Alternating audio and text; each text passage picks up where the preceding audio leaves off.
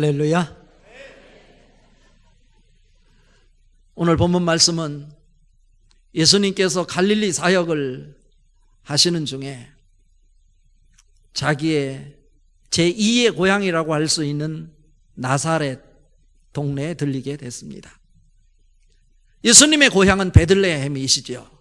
그런데 그 베들레헴에서 태어나서 자라시기는 나사렛에서 자라나셨습니다. 그런데 자기 고향에 갔는데 예수님이 하나님의 능력을 드러내지 못했다, 발동하지 못하셨다, 이런 말씀이 오늘 말씀입니다. 오늘 말씀 이해를 위해서 마가복음 6장의 말씀을 읽었는데 마가복음 5장에서 어떤 사역을 진행하시다가 이 나사렛으로 가셨는지를 우리가 읽어야 오늘 본문 말씀을 이해할 수 있습니다.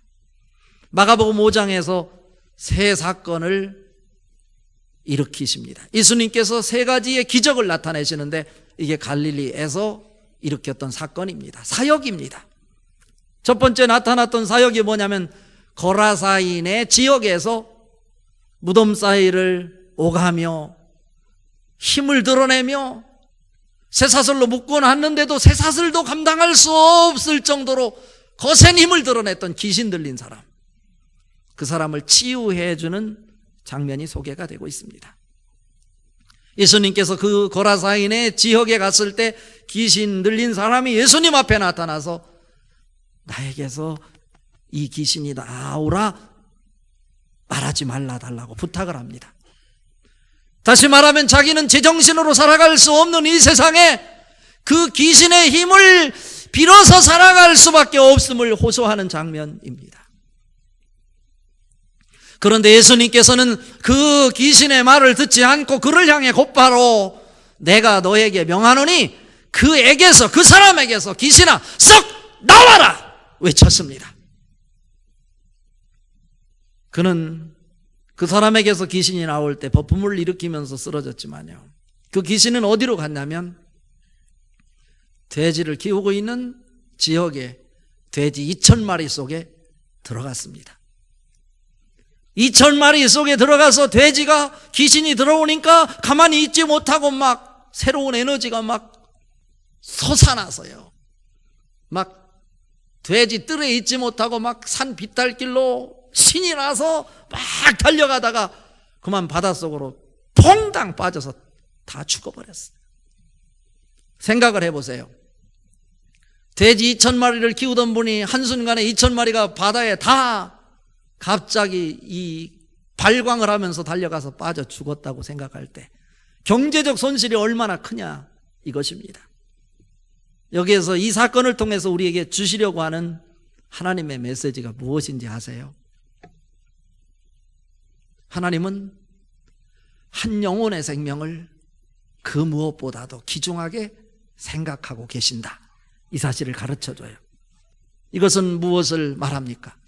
우리가 세상의 것에 취해서 살아서는 안 된다고 하는 것을 강력하게 보여주는 말씀 아닙니까? 하나님의 사람은 어떤 상황 속에서도 하나님의 은혜 속에서 하나님의 말씀 아래에 서는 것입니다. 하나님의 권위 아래 서서 그 말씀 따라 살아가는 것입니다. 그렇지 못하다면 경제적 손실이 있어 돼지 2,000마리를 손해를 보더라도 그 영혼이 하나님 말씀 안에 서 있어야 됨을 우리에게 가르쳐주는 말씀입니다. 그 사건을 일으킨 후에 12해를 혈루증으로 앓았던 여인의 치유 사건을 소개합니다.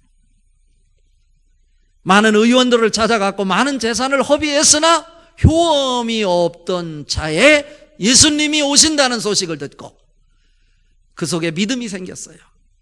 예수님의 옷자락에 손을 대기만 하더라도 자기 병이 고쳐질 것만 같은 그런 믿음이 막 발동되는 거예요. 그래서 예수님에게 다가갔어요. 사람들이 너무 많아서 가까이 접근할 수 없었지만 그러한 장애물 다 극복하고 어떻게 해서라도 내가 예수님을 만나야 되겠다, 예수님의 옷자락에 손을 대기만 하면 하나님의 능력이 나타날 것이다, 믿음을 가지고 예수님의 옷자락에 손을 대었더니 예수님에게서 능력이 나타나서 의학적으로 치료하지 못하던 많은 재산을 허비했지만 감당하지 못하던 것 예수님을 통해서 치료되었습니다. 예수님께서 말씀하셨습니다. 여기에 누가 내 옷에 손을 댄 사람이 있다. 제자들이 답변합니다. 선생님, 여기에 이렇게 수많은 사람이 있는데 누가 예수님의 옷에 손을 대었는지 어떻게 합니까? 예수님이 아니다. 내게서 능력 나가는 것을 내가 보았다 라고 주변을 살피니 그 여인이 예수님에게서 능력이 자기에게 나온 것을 알고 그 앞에 무릎 꿇어 저가 죄인입니다, 제가 그랬습니다 고백하는 것입니다. 그때 예수님께서 뭐라고 말씀하십니까? 마가복음 5장 34절에 보면 이렇게 표현하고 있어요. 예수께서 이르시되 따라, 내 믿음이 너를 구원하였으니 평안히 가라, 내 병에서 놓여 건강할지어다. 이 축복이 여러분에게 이 시간 말씀을 통해서 나타날 수 있기를 바랍니다. 여기서 중요한 메시지가 있어요. 병은 누가 고쳐줬습니까? 예수님이 고쳐주셨어요. 그런데 그것이 그 여자의 믿음 때문에 고쳐졌다고 말씀하고 있는 것입니다. 두 가지 축복을 받았어. 이 여인은 믿음 하나 붙잡았더니 자기의 질병만 고쳐진 것이 아니라 내 믿음이 너를 구원하였으니 영혼까지 구원받았습니다. 천국을 소유하게 됐어. 여러분에게도 믿음이 단순한 논리로 믿음이 아니라 이론으로 믿음이 아니라 순종이 포함되어 있는 온전한 믿음을 통해서 여러분의 영혼 구원뿐 아니라 여러분의 연약한 육체적 질병까지 치료될 수 있는 통전적 신앙을 소유할 수 있기를 바랍니다. 이것을 보여줘요. 12해를 혈루증으로 앓는 여인 사건 앞서서 12살 낳던 소녀 야이로의 회당장의 딸이 죽게 되었음을 보고받습니다. 그리고 가서 고쳐주리라.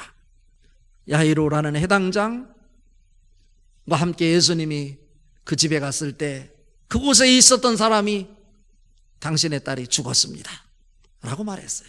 울었어요. 통곡을 했어요. 슬퍼하고 있는 장면 속에 예수님께서 죽은 것이 아니라 이 아이는 자는 것이다 라고 예수님이 함께 동행했던 베드로, 야고보, 요한과 그의 부모만 데리고 그 아이의 방에 들어가서 그 아이를 향해서 그 아이의 손을 잡으시고 예수님께서 하신 말씀이 달리다 굼이라고 말씀하셨어요. 소녀야 일어나라. 그랬더니 죽었다고 했던 소녀가 일어났습니다. 이것이 바로 기적 아니겠습니까? 그 소녀가 살아난 거에 대해서, 그리고 소녀가 살아나다 그 아이에게 먹을 것을 주라 해서 먹게 했어요. 마가복음 5장 36절에 이렇게 예수님께서 말씀하십니다. 예수께서 그 하는 말을 곁에서 들으시고 회당장에게 이르시되 두려워하지 말고 믿기만 하라 하시고, 그러니까 그 딸이 비록 그는 의식이 없었지만 죽었었지만 그의 아버지의 믿음 보시고 그 딸아이를 살려주셨어요. 이렇게 믿음이 중요한 거예요.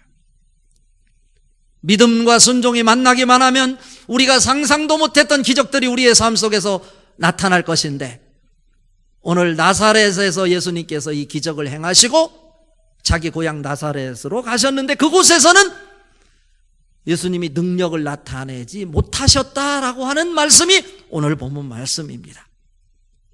마가복음 5장에 있는 이 세 사건과 연관해서 오늘 본문 말씀을 대비해서 우리 예수님이 자라나신 고향인데 그곳에서는 예수님께서 능력을 행하지 못하셨을까? 이 물음 앞에 그들은요, 한마디로 표현하면 믿음과 순종이 만나는 이 만남을 주선하지 못하게 될 때 무엇을 극복하지 못했냐면 공간과 환경을 극복하지 못했고 시간과 때를 극복하지 못했고 사람을 극복하지 못하였습니다. 그 극복하지 못하는 그들의 인생을 사로잡고 있는 것들이 있어서 공간에 갇히게 되었고 시간 안에 갇히게 되었고 사람 안에 갇히게 됨으로 인해서 그 관계 속에서 예수님의 아무 능력도 발휘하지 못하게 됐다라고 하는 것입니다. 그렇다면 우리는 어떻게 하면 하나님의 능력을 우리의 삶 속에서, 신앙의 여정 속에서 시간을 극복하고 공간과 환경을 극복하고 사람을 극복하고 능력을 드러내며 살 수 있을까? 오늘 본문 말씀을 통해 살펴보면서 은혜를 받으려고 합니다. 어떤 일일까요? 잠언 3장 5절 6절에 말하잖아요. 너희는 마음을 다해 여호와를 의뢰하고 내 명철을 의지하지 말라. 범사에 그를 인정하라. 그리하면 내 길을 지도하시리라 말씀하셨어요. 내 것을 내려놓는 거요. 하나님 말씀 아래 서는 것이라고 그랬습니다. 순종은요, 하나님의 은혜 속에서 하나님 권위 아래 서는 것이 순종이라고 그랬습니다. 이 순종은 믿음 떠나서 있을 수 없는 거예요. 믿음이 있을 때 그 순종이 믿음만큼 잘하는 거예요. 순종이 연결될 수 있는 거예요. 나사렛에 내려가신 예수님, 능력을 나타내지 못하셨어요. 첫 번째로 공간과 환경을 뛰어넘지 못한 이들의 모습을 보는 것입니다. 바꿔서 말하면 믿음과 순종이 만나게 될 때 공간과 환경을 초월하여 하나님의 역사를 경험할 수 있다, 이런 말씀입니다. 나사렛 사람들은 믿음과 순종의 만남이 없어서 공간과 환경을 극복하지 못하고 예수님의 능력이 갇히게 되었다라고 하는 것입니다. 오늘 읽은 말씀 1절 2절 말씀 같이 한번 읽어봅니다. 예수께서 거기를 떠나사 고향으로 가시니 제자들도 따르니라. 안식일이 되어 회당에서 가르치시니 많은 사람이 듣고 놀라 이르되 이 사람이 어디서 이런 것을 얻었느냐? 이 사람이 받은 지혜와 그 손으로 이루어지는 이런 권능이 어찌 됨이냐? 라고 말하고 있어요. 무슨 말씀입니까? 예수님께서 회당에 들어가셔서 말씀을 전했어요. 회당이라는 공간이에요. 그리고 그들 앞에 서신 예수님은 어떤 공간 속에 있는 예수님입니까? 나사렛이라고 하는 공간 속에 예수님을 가두어 놓는 거예요. 저자가 우리와 같이 자란 자 아니냐? 나사렛 사람 아니냐? 라고 하는 거예요.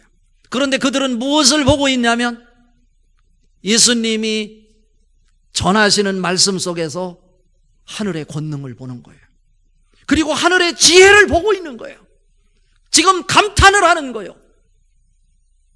오늘 2절 말씀이 바로 그거 아니겠습니까? 저자는 나사렛이라고 하는 이 공간에 살던 자인데 어떻게 해서 저가 어디에서 그런 능력이 나타나느냐? 저 지혜가 어디서 온 거냐? 하고 막 감동을 하는 거예요. 감탄을 하는 거예요. 그런데 중요한 것은 나사렛이라고 하는 공간에 예수를 가두어 놓음으로 인해서 그에게 나타나는 하늘의 능력을 보고 하늘의 지혜를 보고 감탄을 하면서도 그 하늘의 지혜와 능력을 받아들이지 않고 있는 거예요. 이것이 문제인 것입니다. 이것은 믿음을 순종으로 연결하지 못했다는 거예요. 에덴 동산에서 나와서 자기 소견에 오른 대로 자기의 논리로 옳고 그르다는 것을 판단하고 있을 뿐이시지 하늘의 능력이라고 바라보고 감탄을 하고 있지만 그것을 믿음으로 끌어당기지를 못하고 있는 것입니다. 하나님이 세우신 종인이 이 담임 목사의 부족한 것이 많이 있지만 말씀을 통해 선포되는 이 말씀 속에 하나님의 능력이 보이고 하나님의 지혜가 보이고 하늘의 권능이 보여 그 말씀을 아멘으로 받아들일 수 있는 믿음의 사람들 될 수 있기를 바랍니다. 그럴 때 여러분의 인생 속에 믿음과 순종이 만나서 기적을 경험할 수 있게 되는 것입니다. 사람들이요, 이렇게 하나님의 은혜를 보고 하늘의 지혜를 보고 능력을 보고 존경과 감탄이나 두려움을 바라보면서 내가 감동했다, 감탄했다, 그것이 신앙이라고 착각을 하고 있다는 것입니다. 아니에요. 오늘 나사렛 사람들도 그것을 보고 알았어. 하늘의 지혜고 하늘의 능력인 것을 알았어요. 그러나 그것이 그들의 것이 되지 못했던 것은 그들에게 믿음과 순종이 만날 수 있도록 주선하지 못하게 될 때 그 공간의 제약을 뛰어넘을 수 없었다라고 하는 것입니다. 오늘 예배드리는 이 순간에 여러분 말씀 앞에 아멘으로 화답할 수 있기를 바랍니다. 그런데 우리는 이 공간과 환경을 극복해야 된다고 그랬어요. 여기에서 받은 하나님의 말씀과 하늘의 권세를 공간을 초월하여 여러분들이 활보하는 어느 곳에서든지 하나님이 능력을 나타낼 수 있도록 믿음과 순종의 만남을 주선하는 여러분이 되셔야 돼요. 이렇게 은혜를 받고 예배를 마치고 축도 끝나고 나가서 주차장에 가서 아이씨, 잡배! 이건 공간을 극복하지 못하는 거예요. 그럼 은혜 떨어지고 벌써 사탄이 역사하는 거잖아요. 그 사실이 틀린 거 아니에요. 왜 내 차 앞에다가 차를 막아놓은 거예요? 맞아요, 맞아. 그거 틀리지 않다니까. 그러나 그 공간, 환경을 극복해야 돼. 믿음으로. 내가 아무리 조그만한 한 칸의 공간에서 산다 할지라도 불평하고 원망하는 것이 아니라 하나님, 나에게 왜 이렇게 좁은 공간을 주셨습니까? 그 공간에 제약을 받지 말고 이 좁은 공간에서 기도함으로 하나님의 능력을 체험하라고 골방으로 주셨으니 하나님 감사합니다. 그런 믿음이 작동될 때 그 좁은 공간을 초월하여 여러분 세계를 넘나드는 여러분의 활동하는 지경이 넓어지게 될 것입니다. 그 축복도 여러분 것 될 수 있기를 바랍니다. 또 하나가 있는데 그것은 뭐냐면 때와 시간을 믿음으로 극복해야 된다라고 하는 것입니다. 오늘 읽은 3절 말씀 같이 한번 읽어봅니다. 이 사람이 마리아의 아들 목수가 아니냐, 야고보와 요셉과 유다와 시몬의 형제가 아니냐, 그 누이들이 우리와 함께 여기 있지 아니하냐 하고 예수를 배척한지라 입니다. 맞는 얘기라니까요. 예수님이 그 해당에 와서 나사렛에 있는 사람들에게 하늘의 말씀을 전하니까 그 사람들이 보고, 야, 대단하다. 저런 하늘의 지혜와 능력이 어디서 나타났느냐? 라고 감탄과 감동을 하면서도 그를 하나님의 아들로 믿지 않는 거예요. 이것은 왜 그렇습니까? 자기와 같은 시대에 같은 시간대 자라난 예수라고 한정을 하는 거예요. 그러면서 여기 뭐라고 표현하는 거냐면 경멸하는 표현을 해요. 마리아의 아들 목수가 아니냐. 아무리 자기 아버지가 죽었어도 유대 법에 의하면, 유대 풍습에 의하면 아버지의 이름을 거론해서 누구의 아들이 아니냐 이렇게 하는 것이 상식인데, 여기에서는 그 예수님을 모함하기 위해서 여인의 이름을 거론하면서 마리아의 아들 목수가 아니냐라고 경멸을 하는 거예요. 그러면서 예수님의 형제였던 이 형제 이름을 쭉 거론하는 거예요. 여기에 보니까 뭐라고? 야고보와 요셉과 유다와 시몬의 형제가 아니냐, 그리고 그 누이 동생들이 우리와 함께 살고 있지 않느냐. 그 시대에, 그 때에 함께 있었던 그 사람 예수로만 국한을 시키는 거예요. 그러다 보니까 예수님의 능력이 작동될 수 없었던 것입니다. 고린도전서 1장 30절에 보면 너희는 하나님으로부터 나서 그리스도 예수 안에 있고, 예수는 하나님으로부터 나와서 우리에게 지혜와 의로움과 거룩함과 구원함이 되셨으니 라고 말씀하셨어요. 하나님의 사람은 어디에 있어야 돼요? 하나님으로부터 나와서 예수 그리스도 안에 있을 때 의미를 갖는다는 거예요. 고린도전서 3장 23절에 보면 너희는 그리스도의 것이요 그리스도는 하나님의 것이라 이렇게 말씀하고 있어요. 우리는 부활하신 그리스도 안에 있을 때 시간과 때를 초월하게 됩니다. 여러분, 그리스도 안에 머물 수 있기를 바랍니다. 이것이 아주 중요한 거예요. 고린도전서 2장 12절 13절로 쭉 이어지는 말씀에 보면 이런 말씀이 있어요. 우리가 세상의 영을 받지 아니하고 오직 하나님으로부터 온 영을 받았으니 이는 하나님께서 우리에게 은혜로 주신 것들을 알게 하려 하심이라. 우리가 세상에 가르친 말로, 세상의 지혜로 가르친 말로 하지 아니하고 오직 성령의 가르치신 것으로 하니 영적인 일은 영적인 것으로 분별하느니라 말씀하고 있고, 요한복음 16장 7절에 보면 이 때를 극복하는 장면이 소개가 되고 있죠. 내가 나의 실상을 너희에게 말하노니 내가 너희를 떠나는 것이 너희에게 유익이라. 내가 너희를 떠나지 아니하면 보혜사가 너희에게로 오시지 아니할 것이요 내가 가면 그를 너희에게 보내리니 라고 말씀하고 있어요. 우리는 이 세상에서 시간과 공간의 제약 속에 살아요. 그런데 시간과 공간을 초월하는 비결을 가르쳐 주셨는데 그것은 뭐냐면 예수 그리스도께서 부활하심으로, 하늘에 승천하심으로 성령을 우리에게 보내셔서 성령을 믿음으로 성령 안에 거할 때 우리는 성령의 인도함을 받게 되는데, 성령이 내 속에서 작동될 때 우리는 시간을 초월할 수 있고 공간을 초월할 수 있고 환경을 초월할 수 있게 되는 거예요. 그런데 나사렛 사람들은 그런 일을 하지 못했어요. 여러분, 때를 초월할 수 있기를 바랍니다. 시간의 제약을 뛰어넘을 수 있기를 바랍니다. 그러면서요, 마지막 결론은 뭐냐면, 이 나사렛 사람들은 사람을 극복하지 못했어요. 오늘 읽은 말씀 4절 5절 이거 4절 5절. 예수께서 그들에게 이르시되 선지자가 자기 고향과 자기 친척과 자기 집 외에서는 존경을 받지 못함이 없느니라 하시며, 거기서는 아무 권능도 행할 수 없어 다만 소수의 병자에게 안수하여 고치실 뿐이었고 입니다. 무슨 말씀입니까? 우리는 늘 사람들 때문에 어려워해요. 아니, 사람들 때문에 기뻐하기도 해요. 그러나 우리가 살아가는 이 세상은 항상 화창한 햇빛이 쪼이는 날만 있는 것이 아니라고 하는 사실을 기억할 필요가 있어요. 때로는 구름이 끼기도 하고 때로는 비가 오기도 하고 이런 거라는 거예요. 그렇다면 어떤 사람이 나를 잘해줄 수 있어요. 이 말씀을 통해서 무엇을 보여주냐면, 그 사람, 우리와 함께 살았던 나사렛 예수라는 사람, 여기에 집착을 하니까 그분에게서 나타나는 하늘의 능력이 그들에게 드러나지 않는 거예요. 여러분에게 잘해주는 사람 있으면 거기에 또 홀딱 넘어가가지고 사기당하지 마시오. 괜히 잘해주는 사람 없어요. 이유가 있어. 잘해주는 이유가 있다고.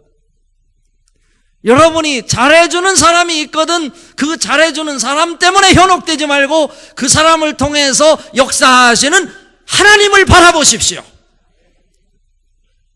그리고 혹시 여러분의 인생에 정말 짜증나는 사람, 나 저 사람만 없으면 인생 살만 나겠다. 여러분, 보기만 해도 밥맛이 없고 싫은 사람 있잖아요. 그 사람 싫어하지 마세요. 미워하지 마세요. 그 사람을 통해서 하나님이 말씀하시는 말씀을 듣고 회개할 수 있기를 바랍니다. 이것이 바로 뭐를 극복할 수 있는 거예요? 사람을 극복할 수 있는 거예요. 이게 비결이에요. 그러면서 오늘 마지막 6절에 예수님께서 하시는 말씀이 있어요. 이 끝부분을 믿지 않음을 이상히 여기셨다라고 끝나지 않고 또 한 절을 추가하는데, 그 말씀이 뭐냐면 이에 모든 촌에 두루 다니시며 가르치시더라 입니다. 아무리 환경과 공간의 제약을 받고 시간과 때의 제약을 받고 또 사람에게 얽혀서 사람에게 발목 잡혀 하나님의 능력이 나타나지 못했음에도 불구하고 소수의 사람이 병에서 고침을 받았다. 이 말씀은 뭐냐면, 그 소수의 사람은 그 상황 속에서도 믿음을 가짐으로 인해서, 그 믿음이 순종으로 연결시켜냄으로 인해서 하나님의 능력을 경험함으로 병에서 고침을 받은 거예요. 그런데 그들을 고치시고 그는 가셔서 그냥 포기한 것이 아니라 또 하나님 모든 촌에 두루 다니시며 가르치시더라. 예수님에게 주어진 사역은 중단될 수 없음을 우리에게 가르쳐주는 거예요. 우리에게 주시는 메시지는 뭡니까? 아무리 내가 환경에 사로잡히고 공간에 묶이고 시간에 얽매이고 그리고 사람에게 붙잡혀서 아무 일을 하지 못한다 할지라도 우리가 중단하지 말아야 될 것은, 우리에게 맡겨준 사명은 중단될 수 없다고 하는 것을 가르쳐줍니다. 우리에게 주신 사명이 뭐겠어요? 복음을 전하는 일 아니겠습니까? 오늘도 이 말씀을 통해서 여러분 하늘의 음성이 구체적으로 들려질 수 있기를 바랍니다. 믿음과 순종이 만나게 함으로 공간과 환경을 뛰어넘으시고 시간과 때를 극복하시고 사람의 관계를 넘어서서 하나님의 능력을 경험하며 살아갈 수 있는 축복의 사람, 하나님의 백성들 될 수 있기를 주님의 이름으로 축복합니다.